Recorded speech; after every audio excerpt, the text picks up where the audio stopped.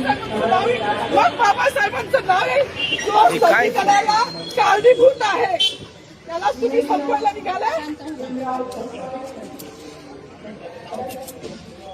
पालकमंत्र्यांची फार मोठी चूक आहे मॅडम, माफी मागणार नाही, पण पालकमंत्र्यांनी त्यांची ही चूक पत्रात घ्यावी. नाही आता राहू दे, जसं आहे तसंच राहू दे.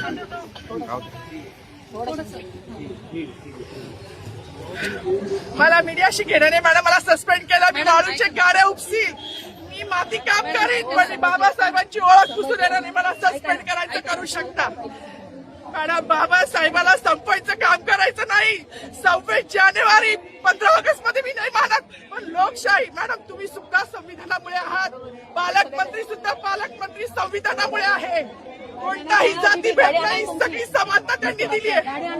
आमच्या कानात दुरत होते बाबासाहेबांचं नाव आता तरी भाषणात येईल, मग तरी भाषणात येईल. ज्या लोक संविधानाला लोकशाहीला कारणीभूत आहे त्यांची नावं वारंवार घेतली गेली. मग जो संविधानाला कारणीभूत आहे तो प्रजासत्ताक दिनाचा जो मानकरी आहे त्याचं नाव भाषणात का नाही? कोणाची गाडी